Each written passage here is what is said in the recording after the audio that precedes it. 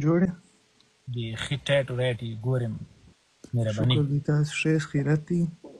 بیخي یاره ټایټ ورایټ یې مهرباني وکړئ موضوع مو پر څه باندې د ورور کمنټ دې کړی او د کمنټ له وجې مې راپورته کړلي نو خو ما درته ویل مال وطن په میډیا کې نه جوړېږي نو په څه شي کې جوړېږي نو دلته په میډیا کې سړی وطن په چیش باندې جوړ کړي تاسو په میډیا کې خبرې کوئ سړی په عملي میدان کې یو څه وښیي د وطن لپاره لکه اوس عملي میدان زه موږ خو میډیا کې لګیا موږ خو یې نشو کولی عملي میدان کې تا څه کړي دي عملي میدان کې بس زه درسره حاضر یم چې هر څه کوئ دا اوس درسره نه لکه اوس خو موږ خو میډیا کې لګیا ته اوس عملي میدان کې ته څه شی کوې او که نه یوازې موږ ته راغلی موږ لاره چې ده دا خو غلطه تا ثابته کړله خلکو ته او داسې دی یو څوک چې یو څه کوي هغه د خدای دپاره کوي د بنده دپاره نه کوي چې ویې ښیي چې ولا بس نو ستا په نظر باندې موږ باید څه شی وکړو دا میډیا پرېږده باید څه شی وکړو ته ووایه نه نو وطن خو په دغه رقم باندې نه جوړېږي چې موږ ګوره د ځوانان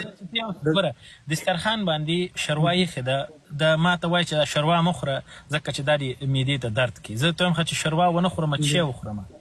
نو ته وایې چې بسیط شی مه خوره د شورواو بیا وایه پیاز وخوره لیړو وخوره یو شی نوم راته واخله ښه څه شی وکړو د شورواو د میډیا خبرې ډېرې فرق سره کوي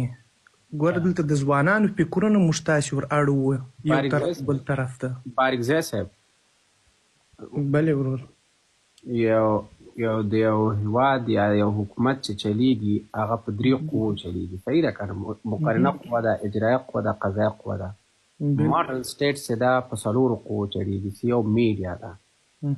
میډیا قوت ده میډیا د انسانانو په فکرونو رغونه کې د هغوی په فکري تنویر کې یو ډیر زیات مثبت رول لوبولی ده په نړۍ کې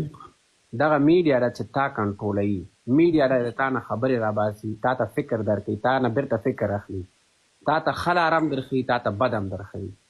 ته فکر کوې که موږ دلته لګیا یو مچانو سره خبرې کوو دا 1200 نفر انسانان ناست دي افغانان ناست دي د فکر خاوندان ناست دي دوی چې دا موږ کمې خبرې کوو دا دوی اوري دوی تحلیل کوي دوی خپل عقل استعمالوي چې دا زه شی وایم دا غلط وایم که صحیح وایم هغوی عقل لري د هغه عقل نه بعد هغوی تصمیم نیسي چې سبا زه چا پسې ودرېږم چا پسې ونه درېږم نو دا خو عملي میدان ده میډیا ده او دا عملي میدان ده تا ته دا هوا ښکاري نه ګوره ته زما موږ ځان سره لګیا یو داسې لیونیان یو نه تاسو خبره جلا ده تاسو زما خبره جلا وه ګوره موږ تاسو ځوانانو ته د دې پر ځای ګوره ځوانان په ټیک ټاک کې ستا د خبرو څخه یو رقم دغه اخلي زما د خبرو څخه بله اوس ګوره وطن د وطن سره موږ تاسو خدمت په دې معنا نه دی چې موږ تاسو راولاړ سو وطن ته توهین وکړو ولایتو ته توهینونه وکړو د دې پر ځای چې لاس سره ورکړو ګوره لنډ به زه دا درته ووایم اسیب یو څو عمر مخکې د ځوانانو سره پر دې باندې بحث و چې